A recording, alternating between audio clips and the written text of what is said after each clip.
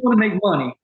But my end all be all is I don't need money. Yes, I like it. My wife loves it, but it's what can I do with that money? And so I turn my why into giving back. So I give back 20% of my personal profits back to veteran and first responder charities. Your network is your net worth. Come listen to some of the most successful people I know share invaluable knowledge, stories, and advice in real estate, business, and beyond. This is Weiss Advice. Whether you want to take your business or personal life to the next level, look no further. Welcome back to another episode of Weiss Advice. I'm your host, Yona Weiss, as always, and excited to be here with another incredible guest. I am so grateful to be with Colby Bowers, who is the founder of Sentinel Equity Group. How are you, Colby? I'm doing awesome. Thanks for having me on. Really excited to be here. And yeah, looking to get this conversation going and learning and teaching. I mean, it's amazing I always love, and I've said this over and over and over again. And so if our listeners, this sounds repetitive, it's because it is. And I want to show my appreciation, but I always love interviewing veterans, and Colby is a very long veteran of the Air Force officer. And that's something that just, to me, I'm very grateful for veterans who have served in the Army. 3 of my grandparents were Army veterans from World War II. And so I have, a lot of gratitude towards veterans. And taking the route of real estate is also incredible to me. I've had some of the guys from ADPI on the show, and just to see people who are taking that turn and going full-time into real estate after a successful military career just speaks a lot. And I'm sure you've been able to bring a lot of your skills along with you, which have made you very successful. So without me just rambling on about that, I'd love for you to give our listeners a brief background of who you are and where you're up to at this point in your career. Yeah, no, thank you. And thank you. It's always humbling to be thanked for search. It's just, we look at it as a job, but the appreciation is really, really heartfelt. So thank you for that. Like you mentioned, I spent 23 years in the Air Force. I was a combat medic. I actually deployed quite a bit with the Army and the Marines. I actually spent 5 years jumping out of airplanes. So I wasn't really bright early in my career because, falling out of a perfectly good airplane is, looking back, it was fun in my 20s, but my knees and my back really let me know now that, hey, that was a dumb decision. But, a lot of fun, right? A lot of adventures, and there's, trials and tribulations, and a lot of the skills, you're right. While on active duty, we're put in a lot of leadership positions, given, greater responsibility, especially as a teenager, 20-something year old. And, it allows you to grow, I think, really well. And it really relates to real estate, especially with being a syndicator and an operator, because you have to be a self-starter. You have to be self-motivated, and you have to have discipline, because this isn't easy. This isn't like all the success stories, Grant Cardone had his failures, Rod Cleve, Michael Blunt, all those, it looks like they're overnight successes. But if you go and ask any of them, there's plenty of time where they probably wanted to quit and give up. So, I think that's why this draws us veterans to this, is we love a challenge. We know how not to give up. And, I know Eric Upchurch, all the J-Corps guys, ADPI, we're a tight little circle in this industry. But, one of the things too is, we're tired of people telling us what to do in the military. So I think this is why this also applies, is really a thing, because I can do what I want. Right. I still have a boss, my wife, but my day-to-day is up to me. And so, it's been a great ride, and actually a very easy transition going from active duty military into full-time real estate. That's awesome. And you actually started investing in real estate while you were still active duty, correct? I did. I took advantage of my VA loan for being active duty. I bought my first house way back in 2001, which at the time was a record low interest rate of 7%. So we come a long way, and we're kind of going back. So everyone's like, oh, interest rates are, I'm like, well, I had a good one. I thought was good back then. But that's what started me down this. And because of the high ops tempo with a couple of the units I was assigned to, I was very thrifty. I didn't go out and buy new vehicles, save my money. And I started, like a lot of other people, I started buying single family homes. and realized really quickly, because I tried to manage them myself. I got bad advice from an uncle that was like, you're losing 10% if you have somebody else managing it and it's blah, blah, blah. And, looking back, I'm like, that was the worst advice. I would have been further along. So yeah, I love third party management, but learned through trials and tribulations, and realized I wanted to get into bigger stuff and didn't know how to until I got close to retirement. Do coaching, mentorship programs, doing some self teaching, and got into the right network of folks, and it's been a wild ride. So that's awesome. it's great. And this is a pretty common denominator I've seen, having a mentor, having a group or a mastermind of sorts that allows you to leverage others' experiences to get you into your first deal, at least into your first deal. I assume that's how you did it. I'm just assuming, but I think I do recall mentioning that earlier anyways. Yeah. And that my foray into multifamily was as a limited partner. Invested with somebody else in a mastermind / mentor I was with, who happened to be a veteran as well. Yeah. They were part of the general partnership, and I called them and said, hey, I have some money. I want to invest. I really don't care about the returns or anything. Yeah, I want to make money. Don't want to lose it. I said, but can I be a fly on the wall? Can I sit in to the GP meetings? I want to peek behind the scenes because, it makes sense. I think I know what I'm doing, but I don't have any real practicality or application. And, I felt confident, like, I can do a 10 unit, but you add a 0 to the 10 unit, and then you add a 0 to the purchase price. That adds zeros to the mistakes, and it becomes very overwhelming. Sure. And I'll take my biggest takeaway from that, for being able to fly on the wall, is the confidence booster. Because and I was on a 300 plus unit portfolio that I LP'd on. So I went big on my first LP. But what was good about it and peeking behind the scenes is the process of that 300 plus unit portfolio was no different than a process for a 10 unit. Mm-hmm. It took a little bit longer, right? It's a little bit more drawn out because there's more things, more stuff. Sure. Right. More stuff, more zeros, more loan, the lending type stuff. But the process was the exact same. And that was huge for me, and to get me over that self-doubt of, can I do this? And I was like, yeah, I can do that. The light bulb went off. I was just like, let's do it. Let's say yes and figure it out. And also, like you said, is, building that network. I didn't do this alone. This is definitely a team sport. I didn't take down my first deal by myself. I got somebody who was more knowledgeable, because I don't want to fail on the first deal, because my wife would make me quit.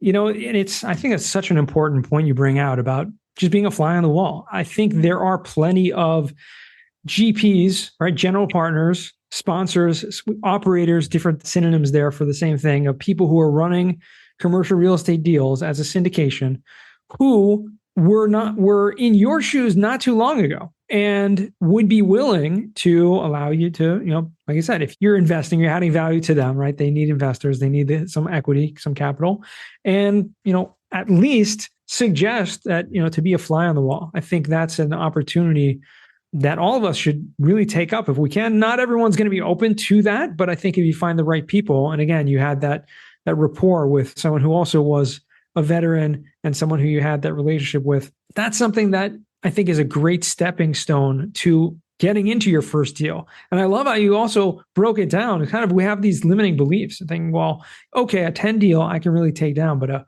300 unit apartment building, like, I can't take that down. When in fact, it's literally the same exact processes. It's just intimidating if you've never done it before. And I'm not suggesting that everyone go out and your first deal do a 300 unit, but if you have the right team members and you're willing to at least do a 10 unit, then you shouldn't be afraid. That's what I'm saying. 100%, and so that deal was in February of 2019, already went full circle on it.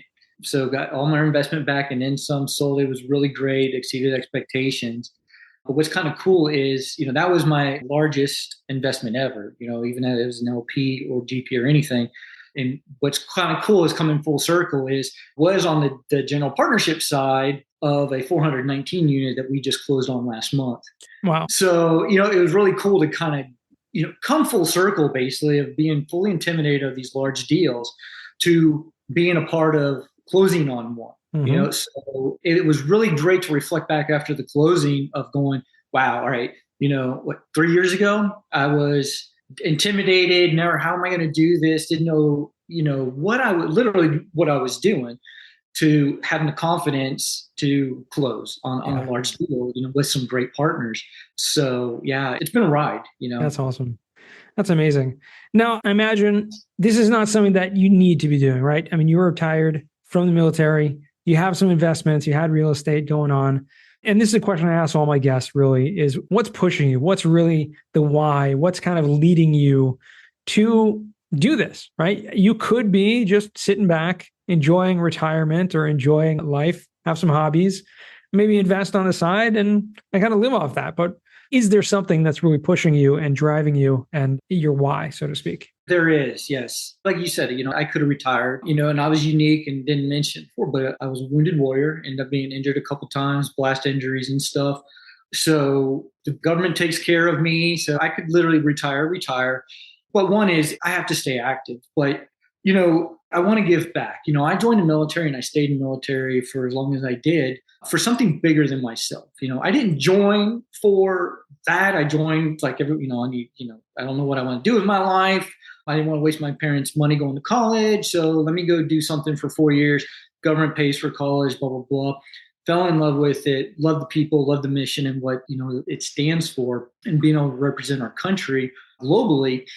And, I wanted to maintain that feeling and that sense of community and, just, I don't want to make money. Hold on. That came out wrong. Of course, we want to make money. But my end all be all is I don't need money. Yes, I like it. My wife loves it. But it's what can I do with that money? And so I turned my why into giving back. So I give back 20% of my personal profits back to veteran and first responder charities. That's awesome. And that's just my way because, some of those nonprofits helped me with my recovery after my injuries. And so, that's my why. So I look at it is when I do my annual planning and with my partner and I, we look at it as not, okay, yes, we want to increase our revenue and all this, but our driving factor is, okay, last year we were able to donate X. All right, so how much more of an impact do we want to have this year and how much more do we want to raise and give away? And then that helps us drive our revenues. Right. So it's a little bit different, yes, obviously we do a good job with our investors and stuff, but we're taking care of our investors and it's out of our side of it. So investors doesn't affect them whatever or whatsoever. And, what's kind of cool is because of our passion and our why is that's how we generate a lot of our investors or limited partners. They invest with us because they love our why, because of what we're doing. They've donated alongside of us. That's great. Some of the charities because, they know how much it's not just helped me and my wife personally, but how much, we focus and help because it's not just money, but we volunteer. I give time, effort, so it's what we do, That's great. When I'm not doing real estate, I'm helping others. That's amazing. And I think it's a really important point also for all other syndicators out there that may be listening to this and investors that may be listening to this. Share what you're doing because your investors will relate to you on many levels, but most importantly, about your passions and things that you're passionate about, things that are driving you. They'll relate to that and be more likely to invest alongside with you because they align with your values and with what you stand for. And I think that's, a point that cannot be driven home hard enough. You want to make sure, people say they invest or they do business with people they like and they know and they trust. But again, if your why or what's driving you and you're trying to impact certain communities, let's say, people who also are driven and influenced by those type of communities will have much more alignment with you on your path. So just a tip there, but it's certainly something that I love to see. Exactly. Yeah, and I love the fact that you're giving back 20%. That's something that I strive for as well. And I know many other people to do that. And even there are ways to even write it into your business plan and kind of reverse engineering. This is something that I do also is how much money do I want to give away this year? And then based on that, like, okay, so how much we need to do this year and kind of reverse engineer that. And I love that. And to me, it's more fun, because looking at it is, it's fun to go, okay, I want to make more money and stuff. But really at the end of the day, it's superficial, right? Because you only need so much to live off of, right? But if you can, to me, it's like, okay, how do we give more, right? How can I donate more? Maybe we want to double it, or we want to increase 20% increase over last year. And so that's what, at least from the Rob and I as the founders of the company, that's what keeps us motivated. And that's the key, because if you're not having fun with what you're doing, why do it? Because we know that any syndicator out there knows that it's not all fun and games. There's a lot of work, a lot of stress, and a lot of, Sure. Sure, um, absolutely. And you have to manage tenants. I mean, you have a lot going on. When you have a 419 unit apartment building, that means there's 419 families that are really under, in your community, that you have a responsibility to help, make a safe place for them to live, a community that they feel that they want to call home. And the more successfully you can do that, the more retention you'll have, right? The more people will want to live there and be part of that community. So that in of itself is a huge responsibility. It definitely comes with a lot of stress, I'm sure. Yes, sir.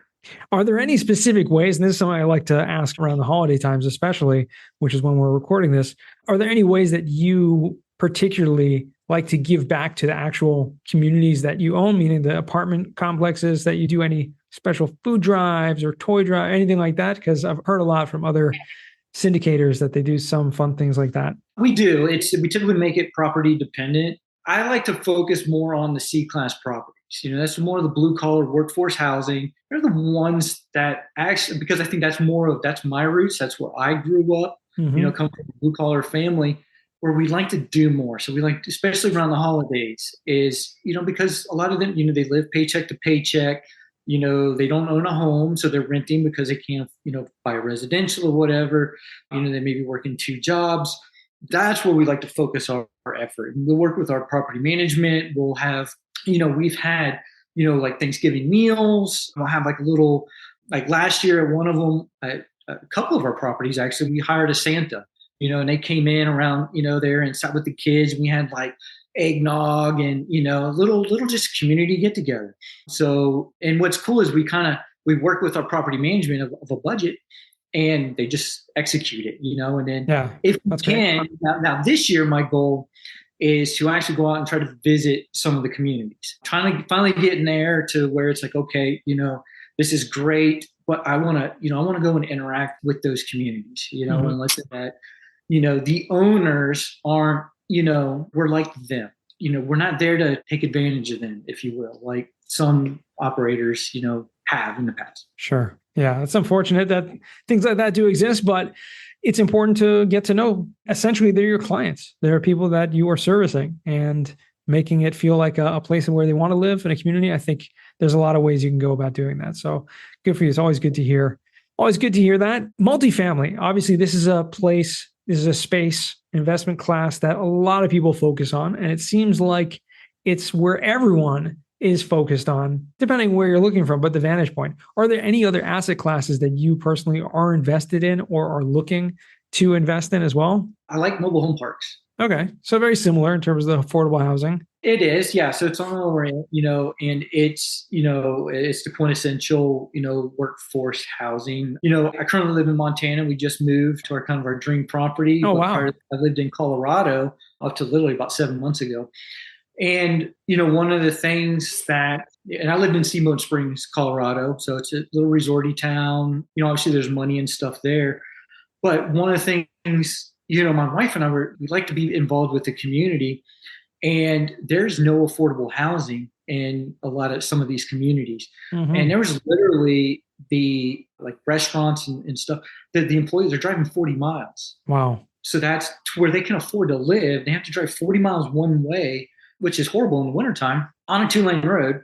So, it's because they can't afford anything close. And so that's kind of what got me interested into the mobile home parks is we could go in, and we tried this. There's a lot of hurdles, and a lot of communities are against mobile home parks and stuff. But we were trying to go in and now listen, we want to make a nice park. We want to have it and don't own the trailers. We want to keep this affordable. We were trying to build relationships with the community housing just to work something out. Hey, give some tax benefits and we'll run this thing at, cost basically. And just because we want to give back. And so that's where my interest in, with that, because it's a good stopgap to allow people to give them affordable. Yeah, it's not a residential, but And you know what? Being able to live 10 minutes from work instead of 45 minutes, and then you're not worried about your spouse being on the road in the Mhm. wintertime. And, there's a lot of goodness that comes from that. So That's that's where I gravitate to that. That's great. In fact, we just had recently one of the recent episodes here. We had Yoel Kelman from Three Pillar Communities. They actually are underway in a big development of a mobile home, a manufactured housing community in Bozeman, Montana. So that's, similar thing. It's a very kind of high end community where it's very difficult to live there if you don't make a certain, high pay grade, and building affordable housing in a way that is very, the manufactured housing that exists now is like a world of difference from the trailer parks of yesteryear. And I think a lot of people still have that stigma, but in fact, when you look into it, it's actually can be extremely nice communities that they're building and extremely affordable. So that's awesome. I love to hear that and love to hear more people getting into that space and helping to make a difference. And hopefully the townships and the municipalities can be a little more open to these type of developments to make it easier for folks. I mean, I wish that were the case. Unfortunately, there's a lot of red tape sometimes in certain locations. Yeah, in a lot of locations. Yes, sir. Well, Colby, I want to transition now to what we call the final four. These are four questions I love to ask all my guests. So first question to you is, what is the worst job that you ever had? My worst job was working at my dad's gas station. So he had a little gas station, auto repair shop down in South Florida. And my job was to clean the bathrooms and clean the stalls. So yes, that was horrible. But I learned a couple of the good side of that is I learned good work ethic in that, hey, you still need to take pride in whatever job you do. Whether, I made sure that I had the cleanest toilet bowl to the stalls were as clean as I could get, as they're covered in grease and stuff and oil from every day. But I also realized that, what is I want to do more than this. And I think that's what kind of planted my initial seed of, yeah, I want to eventually start my own business and, be successful. So I don't necessarily have to do this if I want to. Yeah. I love how we can always bring lessons out of the worst possible situation. I mean, it's not the worst possible. I shouldn't say that, but a pretty, downright bad type of job to do, cleaning bathrooms in a gas station. I don't think anyone would envy that. But second question for you, I'm kind of confusing my questions today, but second question is going to be, what is a book you've read that's given you a paradigm shift? Yeah. So probably about 2 years ago, I came across Traction by Gino Wickman. Mm-hmm. And it was a huge, and I'm a firm believer that books will come to you at the right time. So there's books I've read that didn't mean anything. I'll go back and read them a year later, and it's like, wow. And so Traction was kind of one of those books, and it hit perfectly because I was struggling of trying to maintain focus. Where should I go? How many markets should I expand? Should we, all these, chasing the shiny object type thing. And so it was really perfect for me. And what I liked about that is how to focus, create a 10-year plan, vision, how to implement it. And what was also cool about it is the way you start at 10 years and basically you back plan is really what we did in the military for a mission. What's our objective? Mm-hmm. And you back plan. You don't start from here and go, how do I get there? You start there and back plan to where do I, to get to that. And so that's also resonated and really picked up. And so I use a lot of Traction, the book in Mm-hmm. day-to-day business. And so, yeah, if anyone hasn't read that and you're struggling with their business and keeping focused, that's a really good book.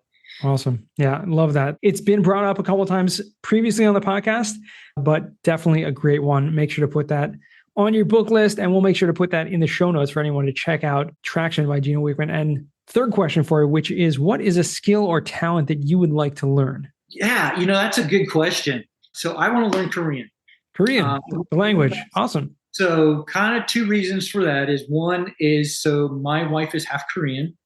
My 7-year-old son, who is blonde hair, blue eyed, is almost fluent in Hangul. So I need, especially as he gets older, I need to know when he's cussing, when he's saying, I need to know. But also in that is kind of part of it goes back to is my vision is I want to start an international fund, and already having familial contacts through my wife and her family in Korea, I think that would be a great place to start. And, Sure. being able to speak the language, having those contacts.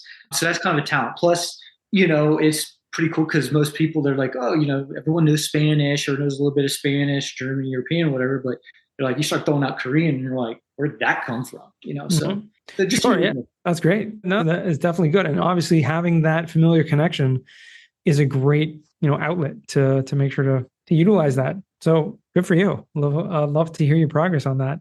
What language happens to be one of the most common answers to this question? Is someone learning a new language of some kind or another? But Korean is the first time we've ever had. So that might be a trivia question on the Weiss Advice Game Show, which is coming up in a theater near you. Fourth and final question, what does success mean to you? Success to me is leaving a legacy, of I want something that I'm not just proud of, but my son and his grandkids would be proud of what we're doing. So to me, that's more important than any of the money, the prestige, fame, fortune, whatever that comes with what we're doing. I want to be known as, an honest, fair, great integrity, business owner and an investor. Right. Absolutely. I mean, that's true success. When you leave this world, how people remember you. And that's really important. And more importantly, how they think of you when you are still on this world. I think that's even more important. But that's awesome. Colby, it's really been a pleasure speaking with you today. Where can our listeners find you or reach out to you? Yeah, definitely. So email is always good. So colby.bowers@sentinelequitygroup.com. I'm on Instagram. So colbyaf@instagram.com. Find me there. I'm giving a little bit more tidbits, and that's where I'm doing more of my real estate stuff on there. But I'm on Facebook too, Colby Bowers. Yeah, reach out. Love to talk. Awesome. We'll make sure to put all those links in the show notes, and appreciate you spending the time with us here today again. And it's really been a pleasure. Thanks, Jonah. This has been a blast. And to our listeners, thank you guys for listening once again all the way to the end. And remember, the best advice comes only when you ask. Real quick, I have one question for you. Did you like this episode? If you did, I want to ask you a huge favor. See, the biggest thing that helps this podcast grow and that will spread this message to the whole world is that if you leave a review, a rating, and subscribe to the podcast. What that does is it basically tells the platforms that this podcast is out on is that you like my stuff and I'm doing something right. So take a few seconds out of your day, hit that subscribe button, leave a rating or review. I would be extremely grateful. Also, I want to hear from you guys. So I want to hear some feedback. If you have any questions for future episodes, please find me on LinkedIn. Send me a DM, a connection request, Yona Weiss, and I'd love to hear from you.